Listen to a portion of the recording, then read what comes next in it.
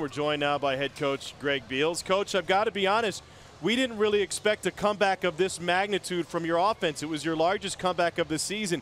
How did it happen? Well, just a bunch of quality at-bats we strung together. We felt like we ran their starter a little bit tired there. He had command of the game, but we had given tough enough at-bats at time that we ran his pitch count up a little bit. Then we went to the bullpen. We knew what to do with those guys. We knew we were going to get a bunch of sliders from Walkling, and I think he got a little tired too, left a couple of them inside and hit our guys. So we battled, got some big hits when we needed. We got help, though, also. Brett McKinney was fantastic for you. After long, only gave you 3 innings. Were you expecting 4 2/3 out of McKinney?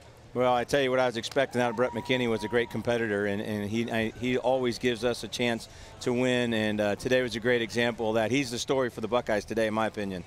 Coach, 9 runs in the last 2 innings. You talked about getting into their bullpen. Well, what about the mindset in the dugout? What gets you guys ramped up to have that type of output late in the ball game?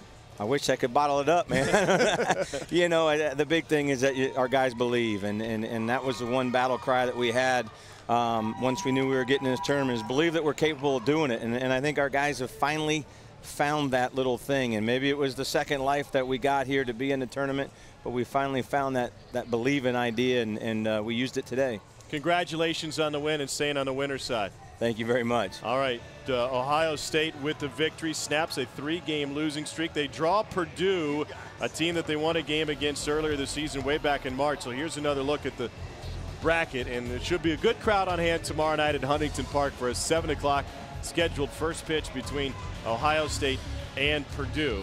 On March 24th, they played a doubleheader. Purdue swept them, got 16 runs in those 2 games, and then Ohio State came back to avoid the sweep with a win the final game. And now we're joined down on the field by Ohio State's Josh Dezse. Josh, boy, a very competitive game and a comeback of sorts, not just for the team, but for you as well. After your first 3 at-bats, you come through with the leadoff single in the 8th. What is it about this team that proved that you guys could come back like this? Well, we never got down, I want to say.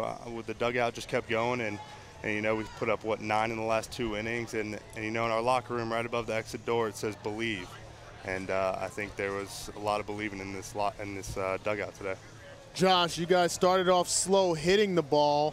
Did you kind of feel like the Nittany Lions kind of left the door open because they never really capitalized on opportunities that they had to score more runs? Well, I mean, yeah, I don't want to say, yeah, they did open the door, but I think we fought our way through, a little bit of adversity. Their first pitch of that lefty, he's good, and I hate to say it, but he's got my number, and I just kept battling, and I think the whole lineup kept battling, and each man got on base, and no man wanted to make the last out of any inning, so we just rallied together, I guess. Congratulations on the win. Should be a fun one tomorrow night against Purdue. Thank you, thank you. That's Josh Dezse. He was able to finish it up on the mound as well, working a scoreless 9th for Ohio State.